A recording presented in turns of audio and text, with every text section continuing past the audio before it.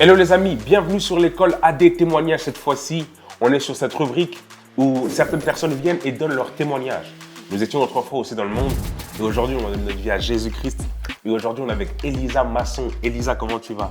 Ça va très bien et toi? Ça va super. Donc c'est parti pour cette rubrique générique. Alors les amis, vous l'avez très bien compris, on a lancé cette partie de témoignage. Alors Elisa, en étant détente et tout, dis-nous un peu qui tu es, ce que tu fais aujourd'hui. Présente-toi un peu. Ouais, du coup, moi je m'appelle Elisa, je vais avoir 20 ans très bientôt. Et actuellement, je suis en études de tourisme. Voilà, j'ai bientôt mon BTS en fin d'année. Ok, tourisme, BTS, donc posé, SMP OEVA. Maintenant, la question que j'aimerais te poser, ainsi que celle des internautes, c'est qui étais-tu avant de rencontrer Jésus? T'imagines un peu? Là, on doit poser et tout. Mais qui étais-tu? Moi, je me rappelle, j'avais des anecdotes, les gars.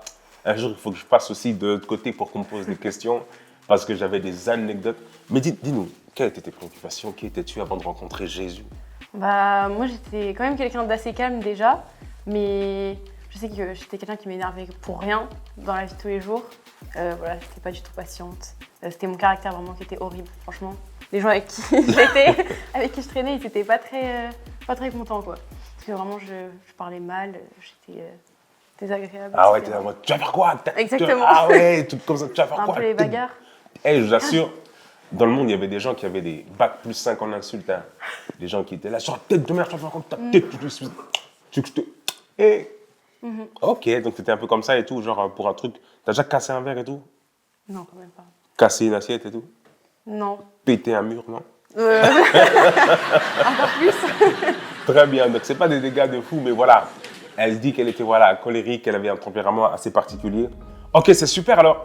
Mais qu'est-ce qui s'est passé? Une meuf qui pète des murs? Non, je... Quel était le message que tu as entendu, genre, pour la première fois? Le message de l'évangile, comment tu l'as reçu? Et comment ça... Quel était le premier message que tu as entendu? Comment ça s'est passé?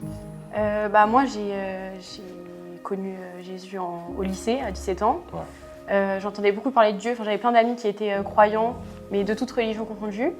Et bah, j'ai fait mes propres recherches, du coup, c'est comme ça que j'ai trouvé la voie. J'ai recherché un peu dans toutes les religions. Sauf que quand j'ai entendu parler de Jésus, bah, ça m'a directement touchée et ça a changé certaines choses en moi directement. Je me suis sentie bien. Donc voilà, après j'ai... Et genre, tu regardais, quand tu dis que tu faisais des recherches, tu cherchais quoi finalement? Qu'est-ce que tu cherchais finalement? Bah, je cherchais qui était Dieu. Parce que je sais que ma famille, ils ne sont pas croyants. Okay. Du coup, je savais qu'il y avait quelqu'un, mais je ne savais pas qui c'était. Et bah, j'étais à la recherche de la personne. Ah ouais, donc il y a des gens aussi qui recherchent aujourd'hui, genre dans plusieurs types de religions, ainsi que... Il y a aussi des gens qui... comment on appelle ça, la taureau Les signes astrologiques. Oui, c'est astrologique. Il y a plein de gens qui recherchent qui est Dieu. Et ils recherchent et puis... Eh bien toi, quelle était ta décision? Comment tu as finalement compris que c'était Jésus qui est le chemin, la vie, la vérité? Et comment... Quel était le point de contact? Comment tu as pris cette décision? Bah, du coup, j'ai commencé à me renseigner sur la Bible. Ouais. J'ai commencé à la lire. Ensuite, sur mon téléphone. Ensuite, j'en ai acheté une dans la vraie vie. Et plus je lisais, plus ça m'intéressait. Et un jour, je me suis décidée à faire une prière. Oh. Voilà, j'étais dans ma chambre toute seule. J'ai prié, j'ai demandé à Dieu de se révéler à moi et de me dire qui il était. Et le lendemain, bah, j'ai reçu une réponse. Parce que du coup, il y a des gens qui sont venus me parler de Jésus directement. Donc voilà, c'est comme ça que j'ai su qui c'était et que j'ai trouvé la voie. C'est dingue. Donc elle est dans sa chambre, elle cherche Dieu. Et puis elle rencontre Jésus finalement. Et le lendemain, il y a un frère et tout qui lui parle de Jésus, c'est ça? C'était une sœur. Une sœur, ah ben oui. Les sœurs, que Dieu vous bénisse. Les frères, nous, on est trop... Ah, les frères. Donc une sœur la voit et dit hey, tu connais Jésus, est-ce que tu... Et c'est vraiment beau. Comme quoi, on ne sait jamais sur qui on tombe quand on parle de Jésus à une personne. À tout moment, elle est dans des recherches. Mais nous, on ne sait pas, on ne veut pas parler de Jésus. Mais ouais, c'est vraiment très important. Alors, et maintenant, comment tu as vécu ce moment où il fallait vraiment donner ta vie à Jésus? J'imagine que dans l'environnement dans lequel tu es, tes parents ne sont pas chrétiens, dans un environnement où des fois c'est contradictoire. Comment toi tu as vécu ce moment où tu donnes ta vie à Jésus? Est-ce que tu as eu des oppressions, des « ouais, tu vas arrêter de faire ça ?» Eh bien, ouais, dis-moi un peu. Bah, en vrai, c'était quand même une sensation de paix. Quand j'ai rencontré Jésus, je me sentais bien à partir du moment où j'ai donné ma vie à Jésus. Mais c'est vrai qu'à la maison, c'était un peu compliqué parce que du coup, quand on a des parents qui sont pas croyants et qui sont totalement contre, c'est compliqué. Ouais. J'avais le droit où il y a des réflexions où on me disait que c'était pas de la bonne religion, que c'était pas bien, etc. Un peu une secte, c'est ça un peu? Ouais, c'est ça. Ouais, c'est ça. Mais du coup, c'était un peu compliqué au début, mais après, j'ai montré à ma mère, enfin, et à mes parents d'ailleurs, comment ça se passait et qui était Dieu, et depuis, ça va un peu mieux. Wow. Et voilà. C'est vraiment pas évident. Genre, t'étais du genre à prier, ta mère, elle tape dans ta porte, toc, toc, toc, toc. Non, pas à ce point, mais c'est quand je parlais de Dieu, ou surtout quand j'ai commencé à aller à l'église. Ouais. Elle me disait, ah, tu vas encore là-bas? Ah ouais, C'est d'accord. quoi Et genre, chaque dimanche matin, elle dit, encore, tu te réveilles, tu vas un où? peu, ouais. Ah ouais, j'imagine. Pour certaines personnes, elles sont nées dans une famille chrétienne et c'est peut-être plus facile.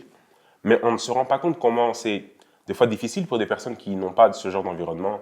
Ils doivent faire des fois plus d'efforts et des fois, il y a des blagues qui sont faites autour de leur croyance parce que c'est la mère, c'est le frère, toutes ces choses.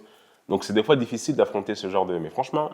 Alors, quels sont maintenant les choses que tu as remarquées qui ont changé en toi? Quels sont les changements que tu as vus d'un coup s'opérer? Quels sont les changements que tu as observés quand tu as accepté Jésus? Après, il y a des péchés que j'ai pas fait beaucoup de fois, comme tout ce qui est alcool, etc. Mais ça, j'ai su l'arrêter directement. Donc, t'as déjà bu un jour, genre? Oui, j'ai déjà goûté. Ah oui. T'as déjà fumé un jour? Oui. J'ai l'impression que c'est un interrogatoire. Mais non, mais j'ai Parce goûté, qu'en même temps, mais je suis son pasteur, du coup, je suis en train de... Non, c'est juste un interrogatoire. Moi, un jour, oui, je le disais ici. Un jour, il y a un ami qui m'avait goûté la chicha, j'ai fait plus jamais de ma vie. Mais c'est parce qu'on fait partie du monde, tu vois. Les chrétiens, ils veulent des fois genre, cacher leur témoignage et venir en Christ en disant ils sont parfaits, mais ça ne vaut absolument rien. Quand quelqu'un cache son témoignage, on ne comprend pas qu'il y a un avant et un après. Il faut qu'on sache ce que tu faisais avant pour qu'on maintenant on voit comment Jésus t'a transformé. Donc dis-moi un peu, tu buvais un peu? Je buvais, mais pas beaucoup, ça va. Non, mais j'ai bu quelques fois, mais j'ai arrêté rapidement, quoi. C'était pas du tout une addiction. Et tout. Ouais, non, mais c'est surtout dans mon caractère que j'ai vu les choses changer. Ok. Donc t'as arrêté de péter des murs, maintenant t'as fait les placos, c'est ça? Maintenant, je me suis calmée. Ouais. Après, c'est toujours un processus, mais ça m'a totalement calmée, ça a changé mon caractère. Mon Dieu, c'est beau ça. Quand le caractère de Christ vient, ou des fois on veut trouver les péchés les plus pires. En gros, vous savez, des fois on donne une échelle de péché. En gros, on dit, ouais, celui qui boit, c'est vraiment celui qui était... Mais des fois, c'est juste le caractère. Il y a des gens dont le caractère est difficile dans le monde et ça divise des fois, ça fait des... C'est des œuvres de la chair, mais finalement, en Jésus, ça a été vaincu. C'est vraiment super. J'espère que vous êtes bénis là où vous êtes. Moi, en tout cas, je prends des notes. Ok, en question suivante, est-ce que tu as rencontré des difficultés dans cette nouvelle vie? Tu sais, il y a des gens qui se baptisent et qui disent, ouais, je vais changer, c'est la meilleure étape de ma vie, ce qui est vrai d'ailleurs. Mais est-ce que tu as rencontré des difficultés après cela? Oui, il y a eu des moments où... je ne sais pas si je peux appeler ça des baisses de foi, mais il y a eu des moments où je me suis sentie moins proche de Dieu et je faisais moins d'efforts. Et après, il y a des péchés aussi qui sont plus compliqués à arrêter, comme la musique. La musique, oh là là. Ça, c'est très compliqué à arrêter. Dingue. Mais quand on se rapproche de Dieu, on peut toujours y arriver. Je t'assure, la musique, des fois, c'est compliqué. Moi, j'écoutais genre « Laisse-moi être celui qui partage ta vie ». Tu connais ces chansons? Et ça, c'était dans le monde. Et quelle était ta musique dans le monde? Et tu dois l'identifier, tu sais. Quand tu ne sais pas quel est l'artiste qui te faisait vibrer dans le monde, quand tu ne sais pas toutes ces choses, eh ben, tu ne vas pas protéger ton âme et tu vas dire, bon, j'écoute encore à nouveau, il faut identifier sur quel point on est faible, quelles sont les difficultés et faire des constats. Il y a beaucoup de chrétiens qui font plus de constats, genre ils écoutent une musique et ils la réécoutent encore à nouveau et ils disent, bon, vas-y, non. Faire des constats et se dirait, ça c'est une de mes difficultés, je vais crucifier ma chair ici. C'est ce que j'écoutais, il faut que je supprime cette chanson. Est-ce que tu as supprimé ta playlist là? Donc il n'y avait que ça? Qu'est-ce que ça comme difficulté? Oui, c'était ça les difficultés principales, quoi. Ok, ouais. Certaines personnes, c'est la musique du monde. Certaines personnes, c'est les entourages qu'ils n'arrivent pas à laisser. Aussi. Il y a plein l'entourage, ça dit quelque chose aussi? C'était un peu compliqué quand même. Ah ouais. C'était des personnes qui étaient un peu dans le monde, du coup. Ouais. Tous ceux qui, quand on t'invite en soirée et tout, c'est compliqué au début de dire non. Ouais. Mais après... Mais des fois, je me pose la question, que dire à une personne avec laquelle tu avais tout prévu dans le monde, et maintenant tu acceptes Jésus, tu lui dis, non, les plans tombent à l'eau. Le plan a échoué, frère. T'imagines? Donc, c'est vraiment une décision, mourir à soi-même et accepter Jésus, ça ne veut pas dire qu'on sera plus populaire, mais juste qu'on a fait le choix d'accepter Jésus et de porter notre croix, tu vois. Et c'est vraiment, ça a vraiment tout son sens. Et tu vois, maintenant, il y a des personnes qui se posent la question maintenant, genre, d'accord, moi, mon vie, c'est la musique mondaine, mais comment elle est surmontée? Attends, par rapport à la musique mondaine ou... Ben non, mais par exemple, peu importe, comment tu En fais pour général? surmonter Ah. une difficulté particulière?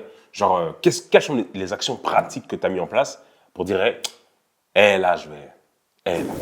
Bah, en soi, c'est vraiment se confier à Dieu et même enfin être, comment on dit, transparente avec Dieu. Parce que du coup, souvent, on essaye un peu de cacher ce qu'on fait, cacher nos péchés, etc. Mais sauf que... Enfin, moi, j'ai trouvé ça important directement de parler à Dieu, de dire oui, je fais ça, mais justement, je veux en sortir. Et c'est comme ça qu'on arrivera à sortir de tous ces péchés-là.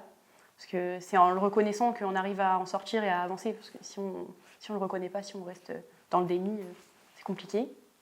Et voilà. Et par rapport à la musique, je sais pas, j'ai commencé à supprimer de plus en plus de musique et au fur et à mesure, Bah ça a ouais, changé. il faut supprimer. On n'est pas là du genre en disant, ouais. Je la sens rigoler. Mais on n'est pas là du genre en disant, ouais, non, la musique va se supprimer d'elle-même. À un moment, j'aurai plus de place sur mon téléphone. Mais jamais de la vie, appuie sur supprimer, efface-la de ta playlist. Il y a des choses comme ça qui doivent être faites direct d'un coup. Parce que, ouais, c'est aussi l'évangile. J'aime bien, tu as parlé de genre avouer. Il y a un verset qui dit aussi, celui qui cache ses transgressions ne prospère point. Mais celui qui les avoue obtient miséricorde. Donc, être super sincère avec Dieu. Et un jour, comme je le disais, j'étais un jour en train de prier, j'avais rencontré une meuf, elle était belle gosse. Un jour, je vais faire mon témoignage, vous allez voir. Elle était belle gosse de fou. Vous connaissez les gars ou pas? Faussette, tout ça, avec B-O-U-L-E, bien. Et je te dis, et maintenant, je dis à Dieu, je suis en train de te découvrir. S'il te plaît, éloigne-moi. Tu vois, être sincère sur ce qui se passe dans ton cœur, ce qui se passe dans ton corps. Et dire à Dieu, Seigneur, aide-moi, je t'en supplie. C'est cette difficulté que je veux arrêter. Aide-moi, s'il te plaît, parce que là, c'est notre Père. Super, question suivante. Je sens que ça bénit quelqu'un. Alors, dans ta foi chrétienne et dans ton parcours chrétien, y a-t-il une expérience qui t'a particulièrement marqué, un événement, une circonstance qui t'a édifié dans ta foi et là, tu t'as dit, mais non, il s'est passé quelque chose. Que ce soit dans l'église, que ce soit dans ta vie personnelle, il y a un miracle que tu as vécu dans une circonstance donnée. Est-ce que tu as un témoignage comme ça? C'était pas un miracle, mais c'était la première fois où je suis venue à l'église. C'était Pasteur Isabelle qui prêchait. Pasteur Isabelle, bisous. Et quand je suis arrivée, j'ai eu... du coup, j'ai encore reçu des signes, on va dire, parce que je commençais à avancer dans ma foi. Et c'est vrai que le message, il m'a directement touchée. Et ça parlait justement de tout ce que j'arrivais pas à arrêter, tout ce qui m'éloignait encore de Dieu. Ça parlait de tout ça. Et c'est ça m'a vraiment fortifiée. Je me suis dit, c'est maintenant et tu dois décider de suivre Jésus et d'avancer. Voilà, c'était ça. Dingue. On rentre complètement dans le sujet de l'église locale. C'est qu'il y a des gens sur TikTok ou peu importe sur la plateforme qui disent ouais, les églises ça sert à rien, il y a que des faux pasteurs, il y a que des faux trucs. Mais toi, comment t'as fait pour trouver une église locale, franchement, et de t'y engager, de faire en sorte d'être constant, d'être présent et de suivre des enseignements ici. Comment t'as fait pour trouver ton église locale? Moi, c'est une sœur à moi qui m'a parlé de cette église-là. Elle m'a invitée une fois. Au début, j'avais refusé. Et après, un jour, je lui ai renvoyé un message pour lui demander si ce week-end-là, je pouvais venir. Et quand je suis arrivée, je ne sais pas comment expliquer, mais je me suis sentie vraiment bien directement. Je me suis sentie dans la paix, dans l'amour. Et ça m'a vraiment changé ma foi au fur et à mesure, en fait. Quand je suis arrivée, on va dire que ça a fait changer ma foi. Et même chez moi, ça m'a aidée à avancer et à grandir avec Christ. Du coup, j'ai su que c'était là que je devais être et pas autre part. Un truc de ouf. Et ça, c'est vrai. Il y a des personnes qui grandissent et qui se rendent compte que ouais, la vie chrétienne, c'est pas simplement moi et Dieu et tu aimeras l'Éternel ton Dieu, toi-même, comme ton prochain. Il y a des personnes qui sont physiques, à qui tu dois prouver, ouais, tu as rencontré Jésus, donc il faut y assembler. Pour toi, en quoi une église aide-t-elle un chrétien et t'a aidé particulièrement à pouvoir grandir? Est-ce qu'il y a un péché que tu as su laisser parce que tu étais dans une église? Quel est l'avantage d'avoir, voilà, entre un chrétien qui n'a pas d'église et un chrétien qui a une église, c'est quoi la différence? Déjà, pour moi, avoir une église, c'est une bénédiction en plus en soi parce qu'on reçoit un message et on reçoit une vision. Ouais. Et ça nous permet d'avancer dans un certain chemin sur l'année ou sur le long terme, on va dire. Et c'est vrai que ça t'apporte des messages, ça t'aide à fortifier ta foi, à grandir.